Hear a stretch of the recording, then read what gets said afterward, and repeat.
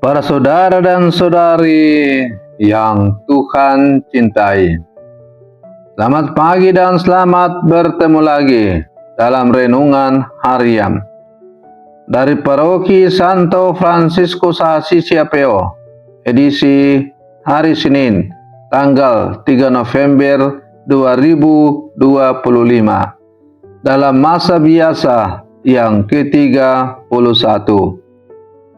Mengawali hari yang baru ini, kita hendak mendengar dan merenungkan sabda Tuhan. Marilah sebelum kita mendengar dan merenungkan sabda Tuhan, kita berdoa. Dalam nama Bapa dan Putra dan Roh Kudus. Amin.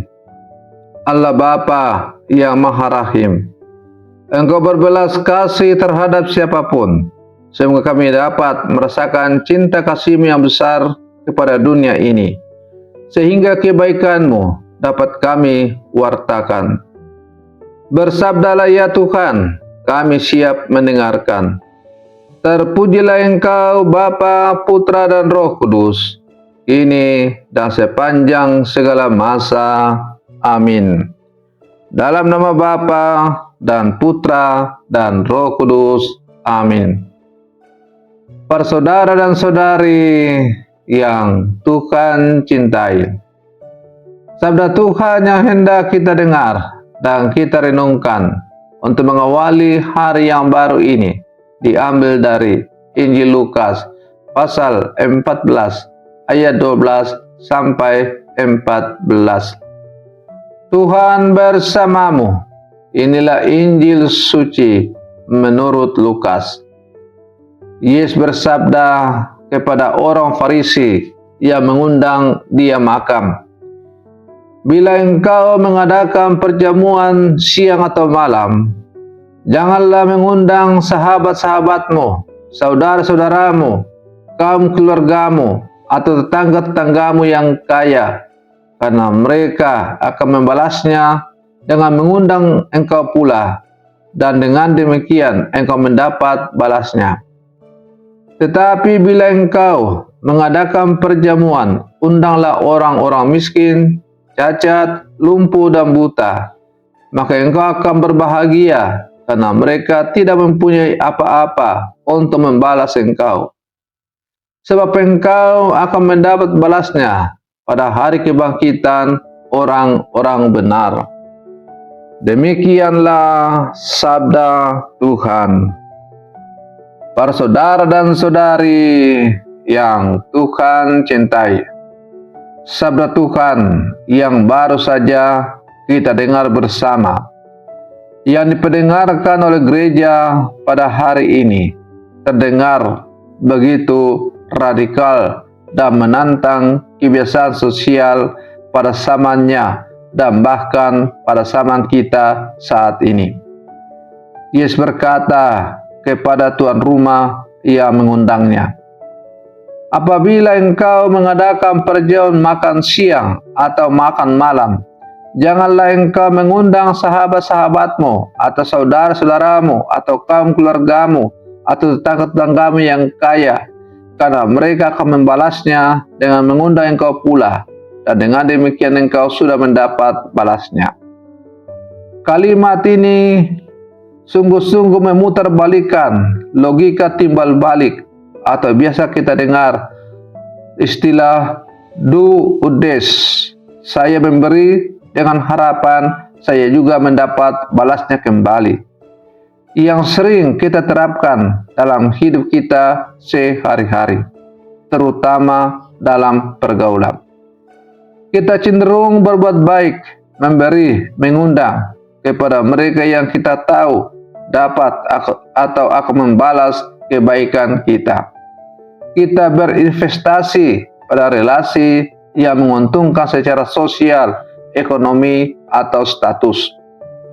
Para saudara dan saudari yang Tuhan cintai, Yesus melihat pola ini dan menawari kita cara hidup yang lebih luhur dan lebih bahagia. Ia mengalihkan fokus dari keuntungan sesaat di dunia menuju balasan abadi dari Allah. Ajaran Yesus dalam Injil hari ini sesungguhnya adalah undangan untuk mencari dan menghidupi kasih Allah yang murni dan gratis dalam tindakan nyata. Ada dua hal penting yang dapat kita renungkan dari sabda Yesus ini. Pertama, Yesus meminta kita untuk keluar dari lingkaran paling menguntungkan. Mengundang kerabat dan orang kaya memang terasa nyaman dan aman. Itu meneguhkan status sosial kita. Namun, di mata Yesus, tindakan itu sudah mendapat kebiasaan di dunia ini. Itu adalah sebuah transaksi, bukan kemurahan hati yang sejati. Tantangannya, berani menjangkau mereka yang berada di luar di lingkungan komfort zona kita, mereka yang terpinggirkan, yang tidak memiliki nilai sosial atau ekonomi di mata dunia. Yang kedua, lantas kepada siapa kita harus memberi dan mengundang? Pada ayat yang ke-13 dan 14 dengan jelas menyebutkan, tetapi apabila engkau mengadakan perjamuan, undanglah orang-orang miskin, cacat, lumpuh, dan buta. Ini bukan sekedar soal mengundang makan. Ini adalah tindakan profetis yang membongkar dinding pemisah dalam masyarakat. Dengan mengundang mereka yang tidak dapat membalas, kita mengakui martabat mereka yang sering diabaikan. Orang miskin, cacat, lumpuh, dan buta mewakili mereka yang tidak berdaya dan terpinggirkan. Mereka tidak bisa membalas perbuatan baik kita dengan undangan balasan, kenaikan pangkat, atau pujian di media sosial. Maknanya, ketika kita memberi kepada mereka, motivasi kita menjadi murni. Kita memberi hanya karena kasih, meneladani Allah yang mataharinya terbit bagi orang-orang baik dan orang-orang jahat, dan yang menunjukkan kemurahan hatinya tanpa mengharapkan apa-apa dari kita. Para saudara dan saudari yang Tuhan cintai, Yesus menutup sabdanya tadi dengan berkata, dan engkau akan berbahagia karena mereka tidak mempunyai apa-apa untuk membalasnya kepadamu. Sebab engkau akan mendapat balasnya pada hari kebahagiaan orang benar. Ini adalah kebahagiaan yang sejati. Kebahagiaan yang datang bukan dari balasan manusiawi, melainkan dari pengakuan Allah atas kasih kita yang murni.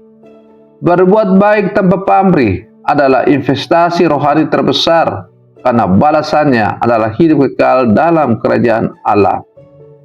Para saudara dan saudari yang Tuhan cintai, perintah Yesus hari ini mengajak kita untuk melakukan introspeksi diri yang mendalam. Seberapa sering kita menghitung-hitung untung rugi dalam relasi dan perbuatan baik kita? Seberapa kita tulus memberi?